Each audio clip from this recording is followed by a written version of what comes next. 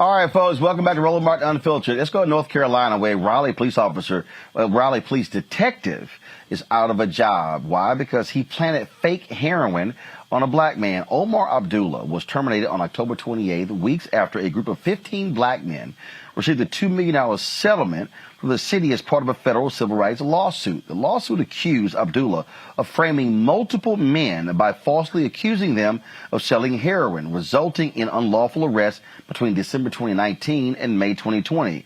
Abdullah was an 11-year veteran of the police force, a member of the department's drug unit, and the 2013 Raleigh Police Employee of the Year. He was placed on leave from Raleigh Police Department last year. The Wake County DA, Lorrin Freeman, has declined to prosecute him. Are you serious, Reese? See, this is the stuff that's crazy.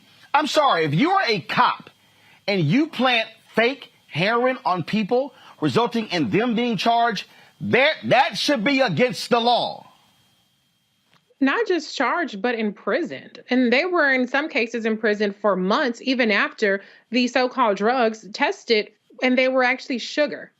So there was no rush to say, oh, we screwed up, we need to get these men out of jail. They spent a combined 2.5 years in jail. And that may not seem like a lot between 15 people, but all 15 were innocent. And what makes it even more full of shit from the DA is that the informant that was part of this conspiracy to frame and entrap these men for these fake charges has been charged with multiple counts. So if there's evidence to charge the informant, then there's by definition evidence to charge the police officer. This man had been on the force since 2009. Yet this settlement covers a specific group of men from 2019 to 2020 over a 6-month period. How many other people have been victim to this officer and his completely just criminal and unethical ways? There needs to be a deep investigation into him, into the entire police department. I don't know if there's a pattern and practices investigation that has already happened in this case, but that is something that needs to be done immediately, as well as charges being brought here. But we know that, again, this is another example of the system working as designed. It's not about guilt or innocence. It's about punishment. And it's about getting black men and women behind bars, whether they did the crime or not. Mm-hmm.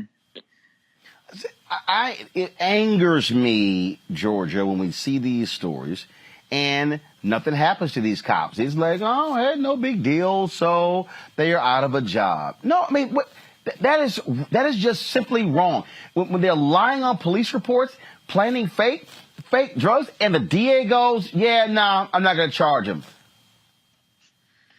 Yeah, I mean, that's crazy. That's a common theme. It is. It absolutely is. And I feel like that's been the common theme of the show today is all of these examples of the way that the criminal justice system doesn't work for us. It doesn't work for us when we're innocent. It doesn't work for us when we're dead, and so not only should that officer be prosecuted and be in jail for the crime that he's committed, but we should also now start looking at that prosecutor, and maybe that prosecutor needs to lose their job as well because they're not upholding the law.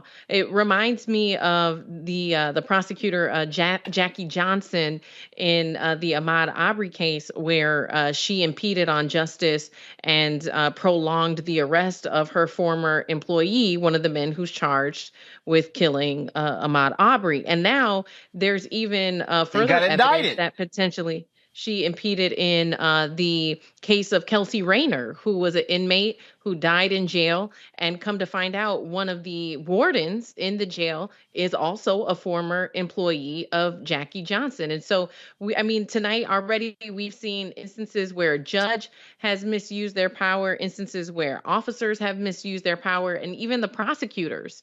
And so, when they're in the streets protesting, when protesters are out there and they say the whole damn system is guilty, this is what they mean in every aspect of this system. It just feels like it's all designed to work against us. And the Blue Lives Matter people are real quiet, Greg. Well, they have an ally, it seems, in Nancy Lorrin Freeman, who's in her second term as DA there in Wake County. And I agree with you, Georgia. I mean, we have to start looking at these elected officials, and Reese says this all the time, and you do as well. And we heard again, earlier from Melanie. We have to be involved in the political process. That's an elected office. I saw one of her competitors, one of her ostensible challengers and she's up for election in 2023, saying that in Wake County there's a one-page policy for the prosecutor's office as it relates to when to turn over evidence, exculpatory evidence. In nearby Mecklenburg County, that's where Charlotte is, a lot more black people in that county, the policy is 14 pages. A lot of this has to do with organizing, with getting in the street, getting into these elected positions, pushing people. But Lorrin Freeman doesn't want to piss off the police. And so she's not going to stick her neck out. Fortunately, though, these brothers have filed a federal lawsuit.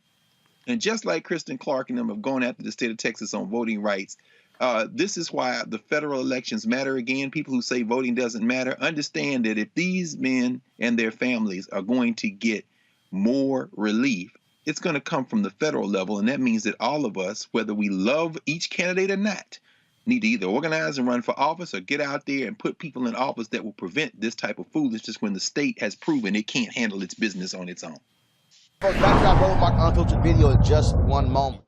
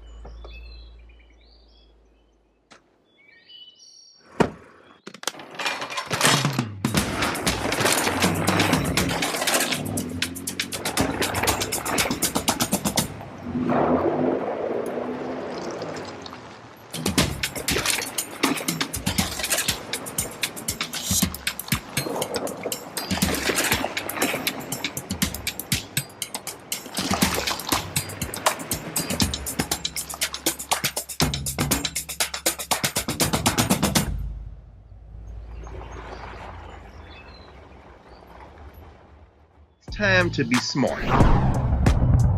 Roland Martin's doing this every day. Oh, no punches! Thank you, Roland Martin, for always giving voice to the issues. Look for Roland Martin in the whirlwind, to quote Marcus Garvey again. The video looks phenomenal, so I'm really excited to see it on my big screen. Support this man, Black Media. He makes sure that our stories are told. See, this difference between Black Star Network and Black-owned media and something like CNN. I got to defer to the brilliance of Dr. Carr and to the brilliance of the Black Star Network. I am rolling with Roland all the way. Honored to be on a show that you own. A black man owns the show. Folks, Black Star Network is here. I'm real revolutionary right now. Roland was amazing on that. Stay black. I love y'all. I can't commend you enough about this platform that you've created for us to be able to share who we are, what we're doing in the world, and the impact that we're having. Let's be smart. Bring your eyeballs home. You can't be Black-owned media and be scared. You dig?